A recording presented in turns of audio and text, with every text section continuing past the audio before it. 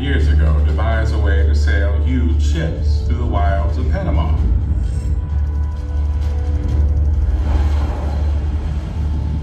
Going back in time, we can see the landscape that faced the arriving Americans.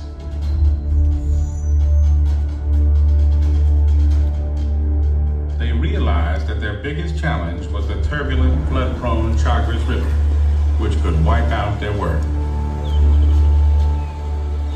Chief Engineer John Stevens figured out how to use the river, rather than to fight it. Instead of digging a sea-level canal, he could dam the Chagres. Ships would sail across Panama on a lake. The Americans wouldn't need to dig through the entire country.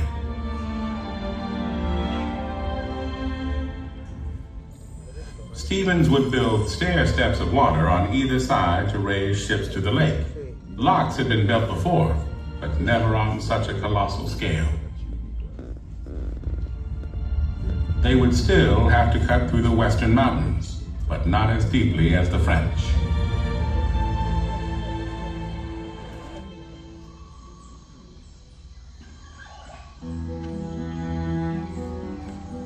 Stevens wrecking system to carry the dirt away. He completely overhauled the Panama Railway. The Americans had a plan now. But they could not succeed until they stopped the diseases killing workers. The mystery was, what caused yellow fever and malaria?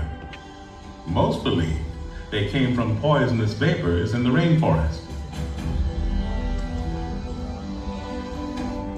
But an American doctor named William C. Gorgas knew that recent research identified two kinds of mosquitoes as the disease carriers.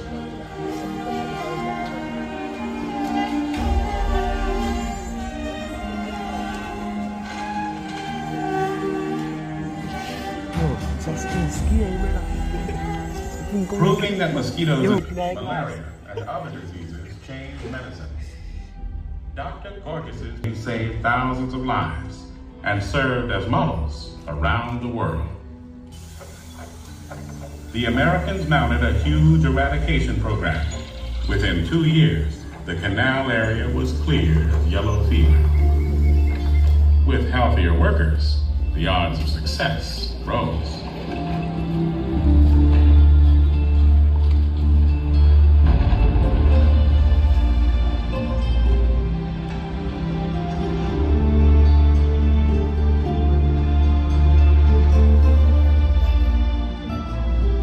Mishaps and difficulties continued, but so did progress.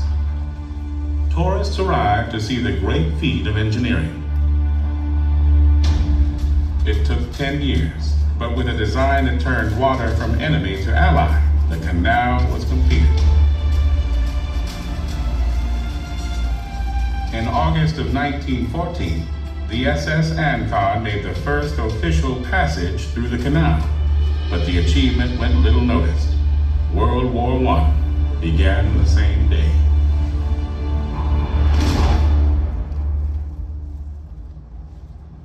More than 1 million ships have passed through since. The canal changed global shipping, cutting the trip between the Atlantic and Pacific by 8,000 miles and 3 weeks. It's one of the most famous places on Earth. But few of us understand how the Panama Canal works. The trip starts with tugboats guiding a ship through a channel to the first line.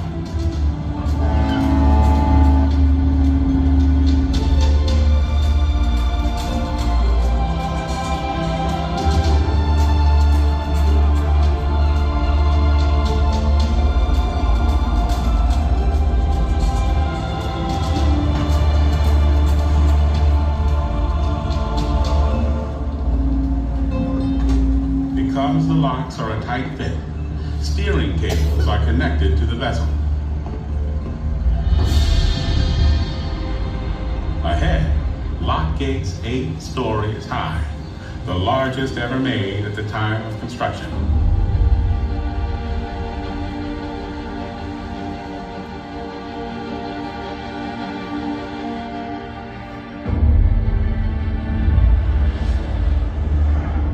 simple and ingenious.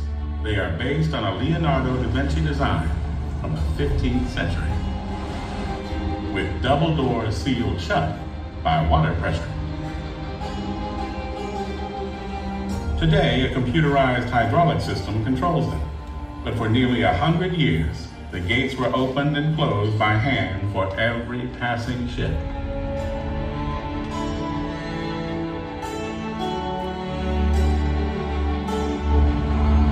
Cleverly, the gates were built hollow. It only takes a small motor to move them.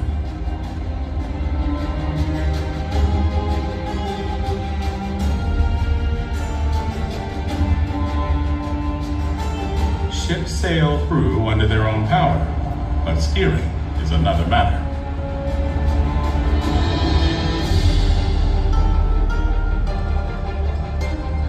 The steel cables are now secured to small locomotives that maneuver the vessel by tightening or slackening the lines. It's a nerve-wracking job. Sometimes there is less than 1 foot between the hull and the concrete wall.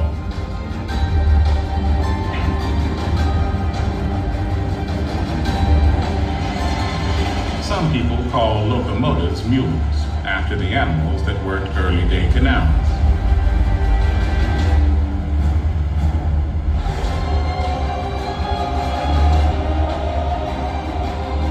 These mules can each pull 35 tons. It takes 8 to steer the largest vessels.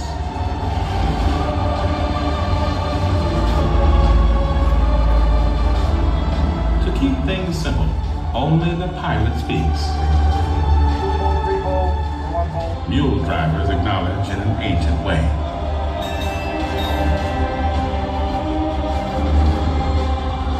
When a ship is in the chamber and the gates are closed,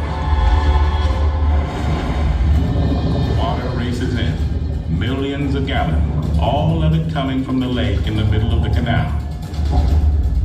And all of it moved only by gravity. There's not a single water pump in the Panama Canal.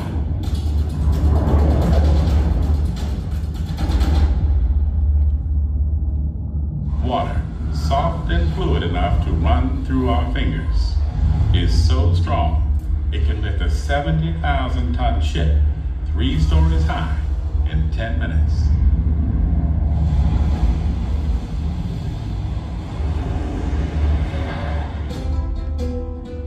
Water even supplies the electricity that powers the gates and valves and the locks. It comes from turbines in the original dam that made the canal possible.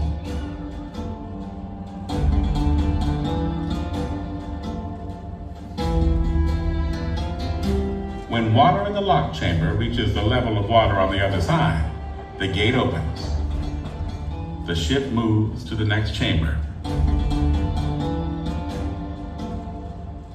In stair-step fashion, 3 sets of locks at either end of the canal raise and lower ships in 2 lanes.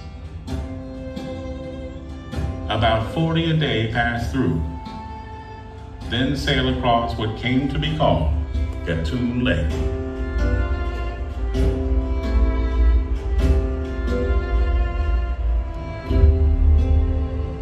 The ship channel through the lake follows the ancient riverbed of the Chagres.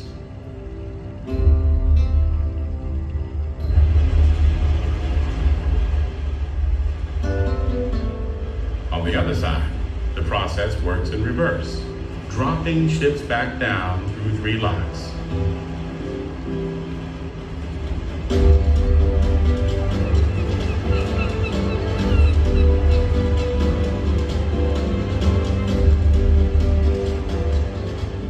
A transit takes about 10 hours, all of it accomplished using the power of water. In a way, the 10,000 people operating the Panama Canal are really running a gigantic water management company. One of them trained for 10 years to be a pilot and has guided more than 1,000 large vessels through the canal.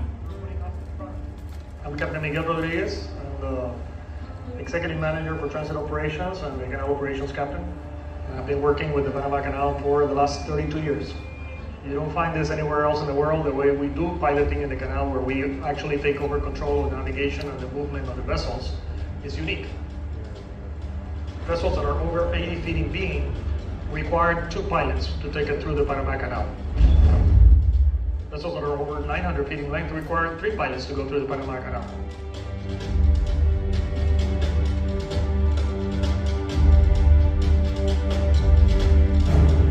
And one control pilot takes it the first half, and then the second control pilot takes over at the halfway point and takes it the rest of the way out to sea.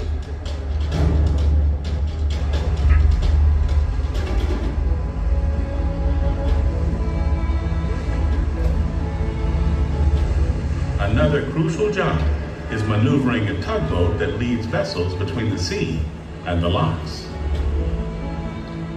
Captain Alan Barnes deals with multi-million-dollar ships carrying cargo worth a small fortune. Our main responsibilities here are to ensure the safe passage of the transiting vessels by assisting the pilots.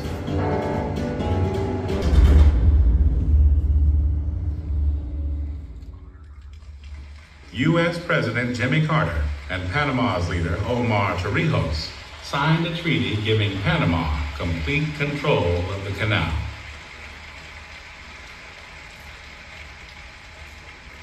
Panama took over 2 decades later. Some were concerned the country might not be up to the task. But operation of the canal has continued without a hitch.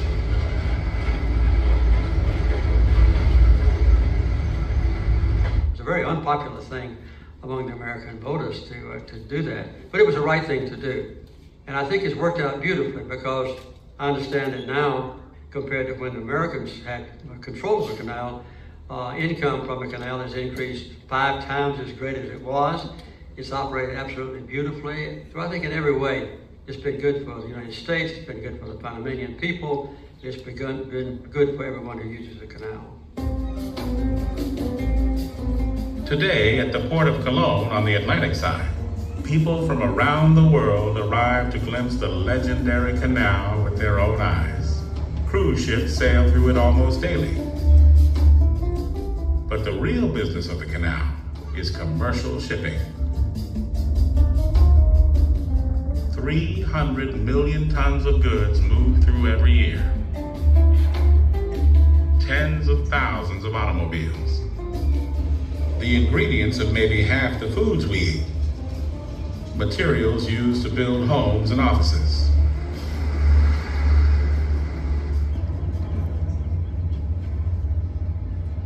There are other man-made wonders, but most benefit the people of only one region. The entire world sends and receives vital goods through the Panama Canal.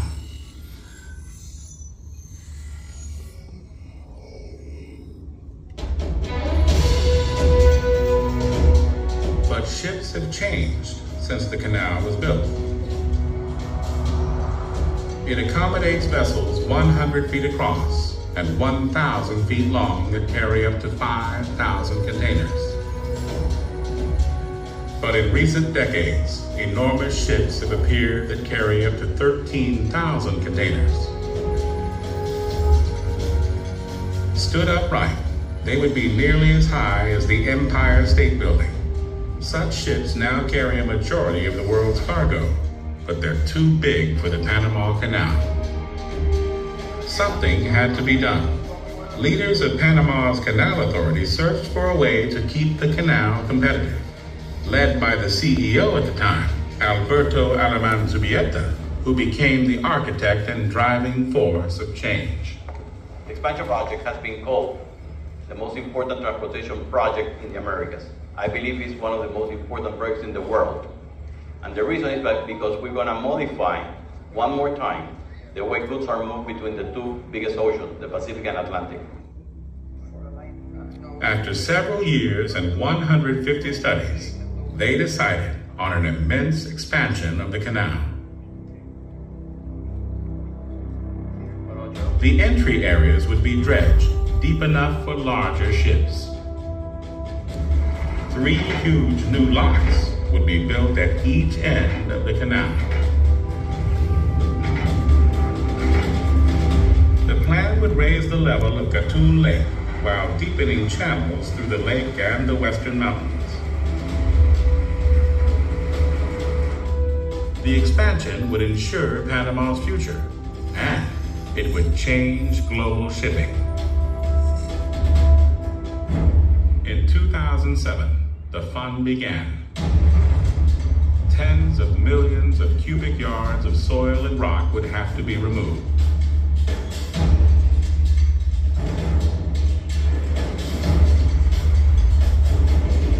The water management company would now also become a giant earth-moving company.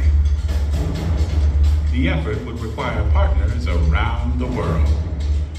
When we count all of the countries that have been somehow involved with this project, including not just the locks project, but all of the dredging and the earth-moving part of the project, we're looking at over 35 countries that are represented here. The biggest technical challenge that we foresaw in this program was actually the logistics of it. Deployment of equipment would have to take place from all over the world, and also some of the fabrication of, like example, gates would have to be fabricated elsewhere, not in Panama, and those would have to be transferred to Panama, transported overseas, and eventually arrive in Panama for installation. The new 10-story high gates, weighing 4,300 tons each, were built in Italy. Getting them to Panama posed an historic challenge. No cargo like them had ever crossed an ocean. A huge ship was customized to carry 4 gates at a time. Delivering the 16 gates would take 4 voyages and 8 months. A lot of earth is being moved, almost as much earth has been moved this time than on the original construction. It was a link between the Atlantic and Pacific, but the country is living in the best moment of its history. Mostly because of the Panama Canal, newly revitalized, ready for the future, and still a wonder of the world. While Panama is protected, because it has to be, the people and the economy all depend on preserving the forests, which store rainfall like sponges and fill Gatun Lake, which feeds the Great Canal.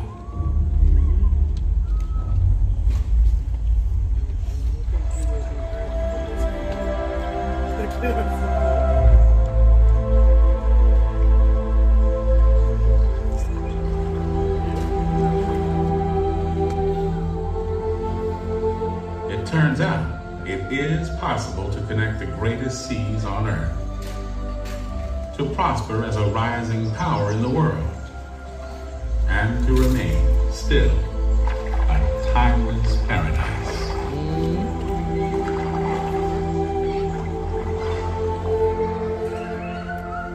The secret, as Panama found, is not to fight the forces of nature, but to live harmoniously with them, to turn an abundance of water into a wellspring of prosperity and hope, and a gift to the entire world.